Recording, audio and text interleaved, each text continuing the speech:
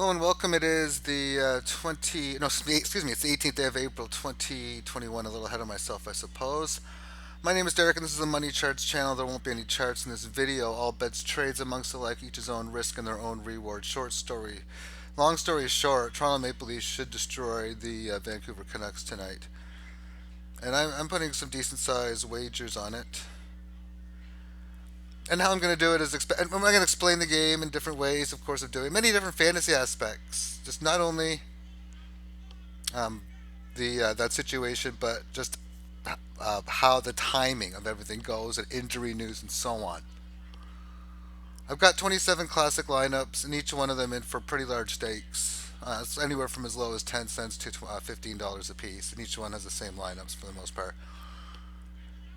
And it is extremely strong for the Leafs. And if you want to bet in different ways and shots, I think with this, we'll see if it works out this way. But I'm highly confident that the likelihood is the Leafs will score like many, many shots.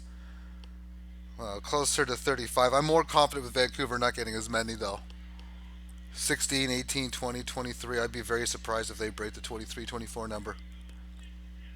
And it's just unfair. There's Vancouver, who's been off for pretty near we're near a month or 3 weeks and change, and they've had to go through some of them just feeling very ill. There's no reason. There's unlikely they're very confident at this stage. Their practice schedule is most certainly not what you would need, and they get to play against one of the most powerful teams who are on a three-game losing streak themselves. Both teams are technically on a three-game losing streak, but it just seems like there's just a very high probability that the Leafs are just going to come out on fire in this game and having like an 8-1, 9-1, 7-2, 6-0 kind of game.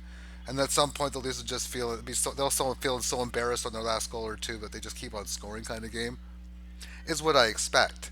And within the classic version, Sunday 3 o'clock cutoff time, I'm doing this at 2:20 p.m. Eastern time. But the game's available. It's 3 o'clock, 3 o'clock, 4 o'clock, 6:30, and 7. And most of my action again is from here. And I'll put a little bit of players in from this. And there's a few guys I do like in these games. And I'm just going to hope that a lot of these unders do hit. But I realize that you could easily see the Rangers score big goals with Zibanejad and such. And I know that's in play. But I'd rather play the team that I think has got the higher chance. And therefore, what I have set up is all of these different lines. And Austin Matthews here is day to day. That's going to reduce his ownership large. Matthews skated without limitations Saturday. That's a big one right there, without limitations, 100%. So he missed one game and some time beforehand. So he missed a game recently. Matthews skated on the first line in the top power play line on Saturday, so he's certainly trending towards the return for Saturday versus the Canucks. So to me, I would label him as probable, with about an 80 to 95% likelihood of appearing in the game. William Nylander is in this as well, and he's cheap as anything. $4,900 price. He's missed the last few games. He's been in the COVID protocol. He did skate with the first line of Mitch Marner and Austin Matthews yesterday. That is, Sheldon Keefe, head coach of the Maple Leafs, hasn't released his lines yet. And I'm kind of glad he hasn't yet, in that the longer it goes and the longer this says day to day, the better this is. And whether he plays or he doesn't, I'm going to like it either way. It'll be very heavy on the guys that I think would be big, like Zach Hyman, Mitch Marner for sure, John Tavares, Mikheyev, Jason Spezza, and then I'll just go with guys. And depending on when they give me information, if it's before the Vegas game, I can play Vegas players.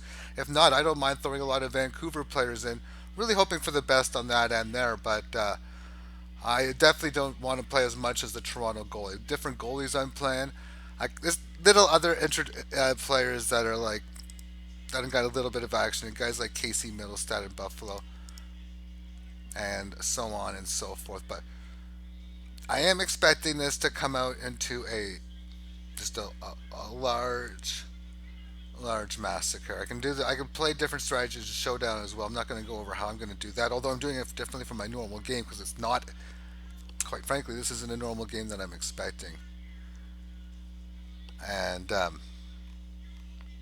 think that's mainly about it that I want to go over, because if you get a game in a day where one team scores like six, seven, 8 goals and no one else scores like more than four, or no other, then if you stack one team, the cash payouts are probably going to be large. And I'm going to pretty much try to get a good variety of different Leafs along the way. I'm going to do most of my editing The game starts at 7 o'clock Eastern time. Lineup information comes out in the last half hour before the game. If I got my info before, I'll be doing my editing beforehand.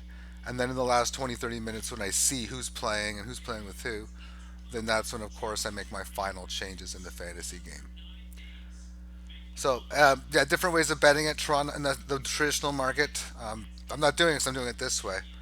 Toronto, and they ain't going a half, they're a big favorite, but you know what? It's got high probability. If you can find different props, I'm doing by three or four at high juice. Finding a lot of shot props, Toronto to win the shot. I haven't don't know where you get that, but if you can get Toronto to win the shot margin, I would lay 3.5, 4.5, 5.5. Toronto only averages about 27 shots allowed a game as it is, so they have one of the great defense. So I would easily be thinking that the spread should. If I, in fact, if I was given the job, okay, it's your job to pick over under for shots in the spread. Well, geez, I'm expecting it to be there 35-25. Am I supposed to put a 10-shot spread around the line? And it's easiest because I don't think you'd ever get a spread that big. Just to lay whatever that number is, three, four, like 3, 4, 5, 6 shots on Toronto, and then take the Toronto team shot over the total, and then Toronto Vancouver or the team Vancouver shot under the total.